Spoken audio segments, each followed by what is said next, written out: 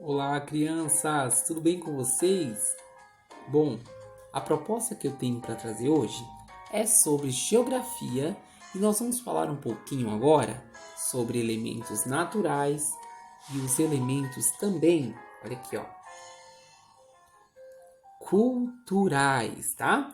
Então, é muito bacana porque nós vimos na história um pouquinho sobre Olinda, aquela cidade maravilhosa que fica no estado de Pernambuco, no nordeste do Brasil. E aqui ele pede, a princípio, nesse exercício de geografia, que vocês observem bem essas duas imagens. Olha lá, aqui na imagem de número 1, nós temos a paisagem no município de Prado, no estado da Bahia. E essa foto foi tirada em 2017. Olha que praia linda! Olha só que beleza! No número 2, essa imagem de número 2, nós vemos uma metrópole, uma cidade, nós temos muitas casas. E essa, inclusive, é uma paisagem lá do município de Montes Claros, no estado de Minas Gerais. E ela foi tirada um ano anterior à paisagem lá da praia do município de Prado, lá na Bahia. Ela foi tirada em 2016. Bom, crianças, tem uma diferença muito grande, ou não muito grande, mas uma diferença entre elementos naturais e os elementos culturais. Os elementos naturais, eles são os elementos produzidos pela própria natureza, como relevo, vegetação, o solo. Nós temos, por exemplo, a formação de rios, lagos, cachoeiras, praias. Todos esses elementos são chamados naturais porque eles são produzidos pela própria natureza. E os elementos culturais são aqueles construídos pela humanidade, ou seja, são aqueles elementos que teve interferência humana. Sendo assim, vocês vão responder algumas questões agora, como essa, por exemplo. Em qual das fotos predominam elementos naturais? Então vocês vão observar aqui qual das duas fotos, foto 1 ou foto 2, predominam elementos naturais.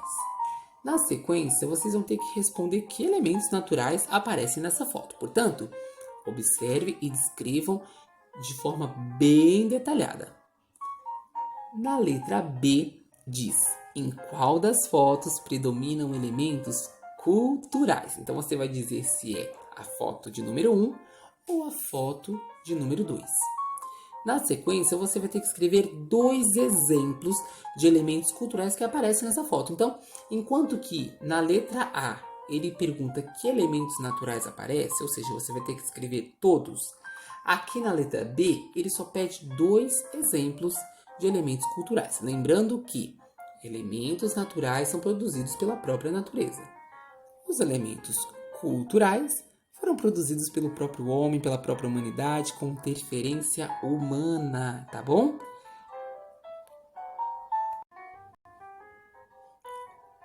Na página seguinte, nós temos mais uns exercícios para fazer.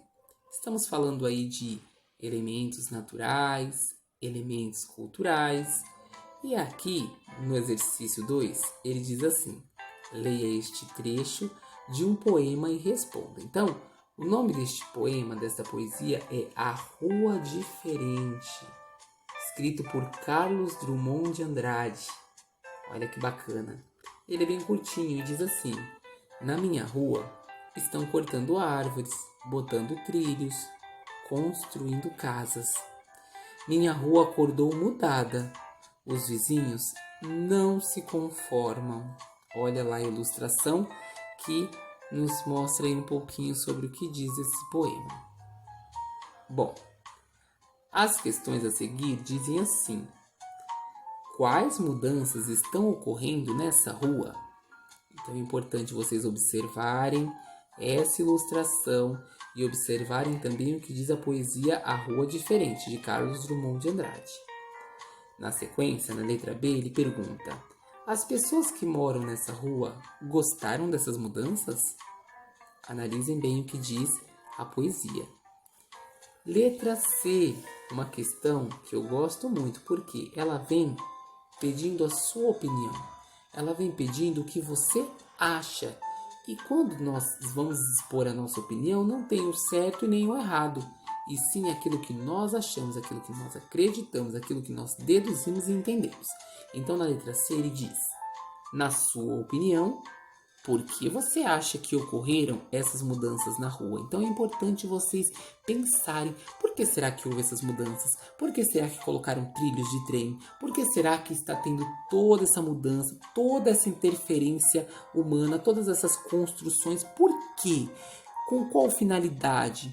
Por que ocorreu todas essas mudanças na rua que está falando ali naquele poema? Por último, ele diz: no seu caderno, faça um desenho de como você acha que ficou a rua do poema após as mudanças. Então, crianças, analisem bem o que diz a poesia e pensem: como é que será que vai ficar essa rua após serem concluídas todas as mudanças que estão sendo descrevidas lá, tá bom? Eu acredito que vai ser um exercício de reflexão, um exercício muito bacana e tranquilo de se fazer. Espero que todos vocês tenham um ótimo período de estudos e qualquer coisa nos procurem porque estamos à disposição. Até mais!